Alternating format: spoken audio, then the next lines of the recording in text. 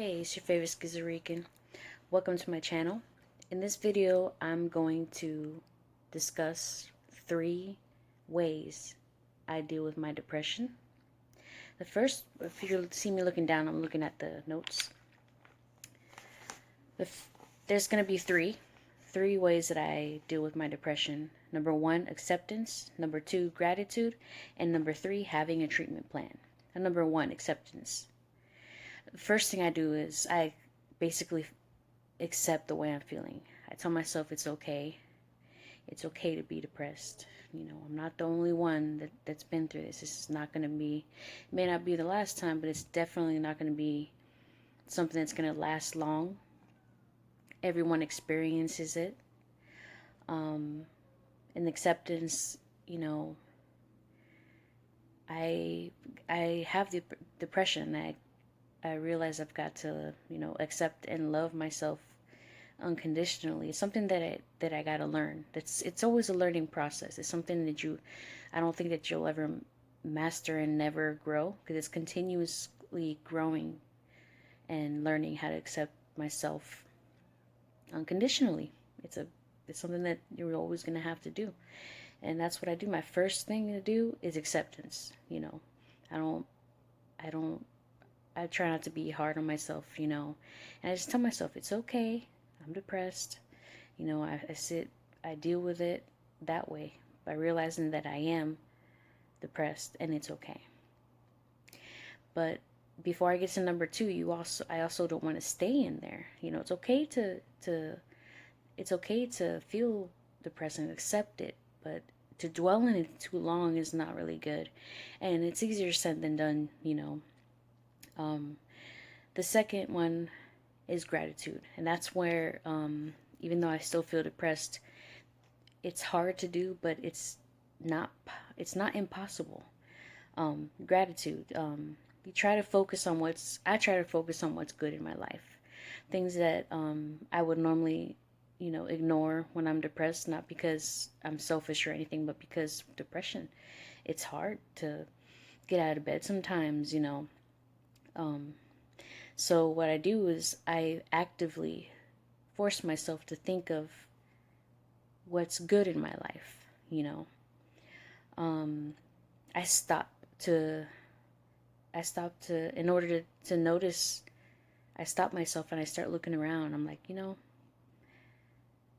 there's a lot of things that we often take for granted, and I, learn to appreciate what we do have, like, food, clean water, um, family, friends, you know, even this, having access to technology, you know, having a piece of paper and a pen to write. Um, there's so many things we take for granted, we don't even think about it, but that's what I do. Even where I'm sitting, it's kind of like grounding techniques too, within gratitude, just practicing gratitude. I could feel the bed and be like, you know, thank you for this bed. I'm thankful for this bed, that I'm laying in this bed. I have a bed, you know.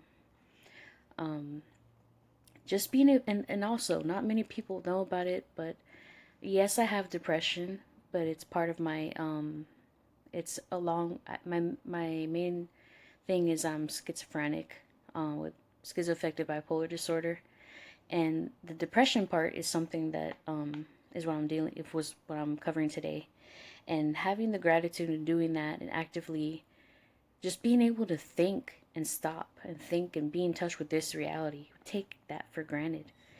Having a sound mind, being able to make sense of what's going on, and knowing that everybody else is experiencing the same, is in that realm of reality. Because when we lose touch with reality, it's really scary. I don't want to trail too far, but it's gratitude. So I am thankful right now. I'm thankful that I have you guys to talk to.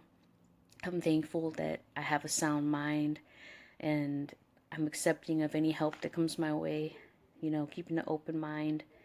Um, I'm very thankful, and that's gratitude, being thankful for what's good in your life.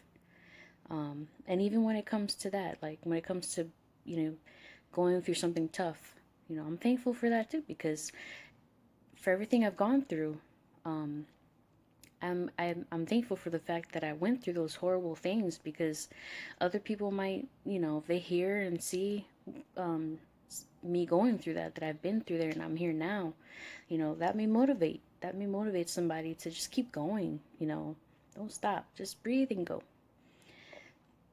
Now, that goes to my third thing that I do. It's really important: having a treatment plan. Now, I'm 32 years old, and the first medication I took was when I was about 11 or 12, and that was Zoloft. Then I went to 16 years old to now. I've been on so many different medications, but only until I was about, maybe after, when I had my son, was a rude awakening. After I had my son, which is 9 now, so it took me almost over 12 years to realize the treatment plan and actually do it right. So if anybody's watching out there and you're wondering what to do, should I go to therapy? Should you go to psychiatrists? Yes, yes, yes, yes. When I was a teenager, I was rebellious. Every time I would stop taking my meds because I think that I feel better. But the truth is that um, not all meds are perfect, but you have to try and take it. And if it doesn't work, talk to the psychiatrist. That's what they're there for. They're not your enemy. Even in my hallucinations, I've been in places where I thought they were trying to poison me, or. But, by the grace of God, if you get back to, if you experience something like that, and, having a treatment plan, you get back to this reality, please take the medication. Take the meds. That's the thing. My treatment plan, I found a licensed therapy. I found therapy and medication management in one. I go through this place called Jewish Family Community Services that's in Jacksonville, Florida. I don't know if that's national, but that's where I go, and I see a therapist, and something that I learned just, right now, today is December 10th, 2020, and in July of 2019, that's when I had a really bad episode, where I lost touch with reality again. But I saw like having the treatment plan is so important, because, and within that treatment plan, to be honest with the therapist is something that I realized that is the best thing that I can do. It's the best thing that I can do. And, say everything, because their job, they can see things before you even notice it. They can read you, they can, even if it's a video chat, they can still see you, and they can notice things that you're not even noticing yourself, even the way the patterns of talking, different things. And the other thing is, talk to a psychiatrist, have a medication management. That's what I have too. And I realized I got to stay on my meds. I'm not going to stop them. I'm not going to do anything until, until I talk to a therapist, talk to the psychiatrist about it.